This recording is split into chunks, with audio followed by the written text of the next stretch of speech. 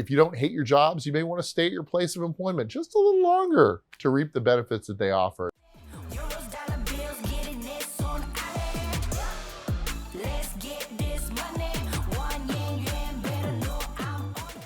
Welcome to Money in the Bank with Frank. Remember, Money in the Bank with Frank and related podcasts are provided for general information purposes only, do not constitute accounting, legal, tax, or other professional advice. The information contained here is for educational purposes only, and I may or may not own securities and companies discussed in the pod. Visitors should not act upon content or information found here without first seeking appropriate advice from an accountant, financial planner, lawyer, or other professional. Again, let's get to it. Figured today would be a great opportunity to talk about retirement because, hey, I want to retire right now. How about you guys? Keep in mind, this is that question that everyone asks themselves in elementary school. When am I going to need those word problems? You know, the one with the extraneous information, and sometimes you just don't have enough information. Keep in mind, this is how you have to think about the right information, how to get the right answer. It's different for everyone because we all live a little different. Good example of how somebody's thought process could work. I'm 41 and my partner's 50. We're both employed. We make around $250,000 a year. We're in an expensive cost of living area. We have no plans to move away, but we live pretty simply. Sounds a lot like my old life in New York City. We currently have about $800,000 in retirement accounts and nearly max out both of our 401ks annually. Their main investment is target date funds aiming for age 65. In addition, there's about $400,000 in non-retirement assets, not in IRAs, savings and investments that they can tap into for living expenses if needed. They continually contribute probably $5,000 to $6,000 a month in investments, and their strategy is largely a mix of index funds, value funds, growth funds with very little stock exposure. There's no mortgage, no car payment. Monthly expenses are generously estimated around $3,000, probably less. This includes standard bills and discretionary spending, plus an estimated property tax spread over 12 months. Both want to stop working now or soon, but recognize that finances wouldn't stretch far enough just if we estimate the age of 90. But having a hard time figuring out when a reasonable time frame is, particularly if you continue on the savings trajectory currently, as well as stagger retirement so that maybe one continues to work and the other one stops a few years later. All right, to the text. This is going to be a tough question for just about everybody. You're certainly far from alone wanting to retire as soon as you can. I mean, not knowing when would be appropriate or how much money is enough. I mean, this reminds me a lot of when people are trying to figure out whether or not, when should we have a kid? When's the perfect time? There's never really a perfect time. But what you do have going for you is you're both saving. You're both diligent about preparing for the future. Your incomes and your habits are perfect. We like calling that DINKS, dual income, no kids, right? So you're right that if you were to retire right now, you might face some difficulties, but don't get me wrong, 800,000 retirement accounts plus 400 grand in non-retirement money, it's a lot of money, but not if you need that money to last for both of your lifetimes. If you're estimating you'll live to age 90, that's another 50 years for you and another 40 years for your significant other. Now, the unfortunate answer, as I said before, is there's no right time to retire. I know that that's not quite the answer you're looking for, but there are questions you can ask yourself and some little exercises you can do to get a little more clarity for your personal circumstances.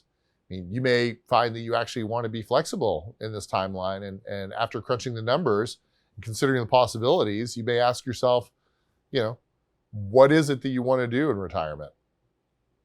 Right? Why is it that you want to retire right now? Are you just bored? Do you both hate your jobs, or do you want to travel the world and think it'll take a lot of time? Some people can't wait to retire, and they save as much money as they can to retire by the age of 50 or before, and then they find themselves completely bored with a lack of purpose and a desire for responsibility. Let me give you a great example. So when I was in between figuring out if I wanted to stay institutional or if I wanted to go into the retail side of the business again, I had a period of time where I could have taken more time off. And I realized that at the age that I was at, all of my friends were still working. Everybody that I knew still had a job. And so after 2 to 3 months, bored. You don't have anyone to go play golf with, no one to do anything with. And you may realize that it's just not for me. Without purpose, you need to do something. So again, you have to figure out what you're really retiring for. You're retiring because you want to go visit, see the world, do things like that, or if you just don't want to work anymore. Then you have to ask yourself what kind of a person you are. Are you a growth person? Are you a value person? Thought it was just a financial investing question, right? Think again, not the case. You have to figure out all the questions. You know, some people pursue financial independence when they're capable of retiring at any given moment, but they continue to work in some capacity, even if it's not a job they had at the beginning of their careers or their savings journey. So, you know, to find out the right time, you kind of have to get to a point where you're comfortable with whatever life throws at you, whatever you are. Finding yourself in early retirement and getting hit with an unexpected emergency or bill can put a lot of pressure on your retirement assets. The numbers are staggering. The things that can hit you with, you think you had plenty of money and then all of a sudden you get a hospital visit that nails you and your insurance doesn't cover it and takes $50,000 away from your non-retirement assets. Bam, you're back to work. So these are some things that you have to think about. It's important to note that the money that you do have in your 401k plan may also be tied up until you're 59 and a half years old, or 55 if it's your current plan and you're separated from service. There are some other tricks, but you're going to definitely want to talk to a financial advisor about them. Unqualified distributions are not only taxed, but they could also have penalties with it, depending on your age. If you're under 59 and a half and you're taking it out wrong, you're going to get hit with ordinary income as well as penalties, an early withdrawal penalty of 10%. So you have to ask yourself, how is my life going to change in retirement? What is it going to cost? We have to assume that your employer, at least one of your employers, maybe they offer health benefits. If you're both ready to retire right now, are you going to have to find your own health insurance plan? And what's that going to cost? If you were to retire now and the other work a few more years, and maybe that one still have access to health care that can support both of you, that would be huge. Private health insurance is quite inexpensive if you own it independently. And you have to carry that with you until you qualify for Medicare at age 65. Even after you qualify for Medicare, you know, you may consider having a Medigap policy. But luckily, you have a very nice setup right now. Your cash flow is extra positive. You seem to be on the same page with spending and saving together. That's great. The fact that you don't have a mortgage or car payment is another big plus. If you don't hate your jobs, you may want to stay at your place of employment just a little longer to reap the benefits that they offer, not just a salary, but other things like 401k match, health insurance if that's provided. And if one of you were to stay at the job, it's important to remember that the value of those benefits, unimaginable if something happens, and how much they can help you and help keep your finances strong. Also, consider the consequences of, outside of the immediate. Leaving the workforce altogether could hurt your Social Security benefits, especially if you're being so far away from a traditional retirement year. You're not going to start collecting those. You might want to consider part-time work for this reason, even if you'd be earning much less than you were before. I know everyone wants to know when the right time might be, but that's really only something that you and a financial advisor can really figure out. Great example. I have a friend who pre-COVID was ready to retire. In 3 years, they said, 3 years is it. This is my magic number. I'm done. I'm out. COVID hits.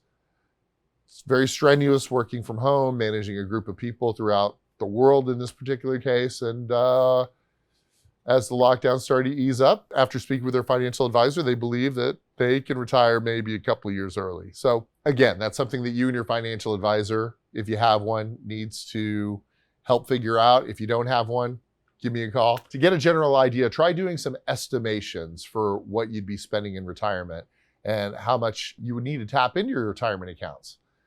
That's going to be a huge step one. There's no one-size-fits-all approach to the right withdrawal rate. So you know you have X amount of money. Try this exercise. Look at the 4% rule. It's been contested over and over and over again. But let's say that you have an annual withdrawal rate of 3%. Let's do some really, really rough calculations back in the napkin. If you're relying on your $800,000 in retirement savings right now, that's going to get you a withdrawal of $24,000. Now, say you're going to need $5,000 a month in retirement. So that's $60,000 a year. So you're looking at $2 million in order to get $60,000 at a distribution rate of 3%. So again, keep in mind, this is extremely generic and it doesn't account for taxes, doesn't account for changes in your lifestyle, increasing inflation. I don't know if you guys know this or not, but I guess it's a thing. Inflation. Social Security benefits you may receive could be lower or will be lower, the amount you need to withdraw and so on. So you also have to look at this figure in layers. You may outlive your partner, particularly given the 9-year age difference, which means you're going to need money after your significant passes to last you the rest of your lifetime. Cost of the funeral, cost of readjusting to being alone. These are just a few points to consider back into the right time to retire or stagger retirement. Again, I suggest you find a financial advisor, even if it's just for a financial checkup, who's going to be able to crunch more specific and appropriate numbers for you. The CFP board, if you go to cfp.net, they have a really great tool online, which if you enter in your zip code, it will actually find you an appropriate, a CFP professional in your area. If you want an ongoing relationship, I like to say it's like dating. Go meet several of them, see if your personality works with them, see if they fit with the way you are, because keep in mind, they're going to know money. And if they know your money, you're going to feel comfortable talking to them about anything. So make sure that you date appropriately. And then, talk to that financial advisor, crunch some numbers, consider some what if scenarios. They may be able to give you a sense of what might be enough. Another thought is a movement that happened close to the beginning of COVID. If you haven't heard of it yet, it's called FIRE. It's short for Financial Independence, Retire Early. I encourage you to look it up. Most of the people who pursue FIRE are super savers, meaning they live super frugal lifestyles. They're not spending any money, and they aim to achieve a certain number, such as 25 times their annual expenses before they quit their job. There's no standard approach to it, though. Some try to save more than that, which is sometimes referred to as fat tire. Imagine that. While others are okay with saving less, known as lean FIRE. And the people I've spoken with come from different backgrounds and types of employment as well. So many different situations, such as married versus single, with or without kids. While you may have left their, that job, maybe they're bringing in income with a side gig or managing rental properties. Another way to find yourself in an early retirement. So these are some really great thought exercises. Keep in mind, you're looking to retire early. You're looking to retire right now. It's not difficult if you know the right questions asked. You can solve the equation if you know the right question to ask. How much money do I have? How much money do I need? How long do I need it? In theory. And if you overestimate, you may just be able to do it. Thanks for joining me on Money in the Bank with Frank. Thank you for watching The Merge. This is all the information you need. Don't watch anything else, only The Merge, 24 hours a day, 7 days a week. Hustle, grind, all those things. Like, subscribe, click, like, comment. I don't know what's going on. Somebody save me.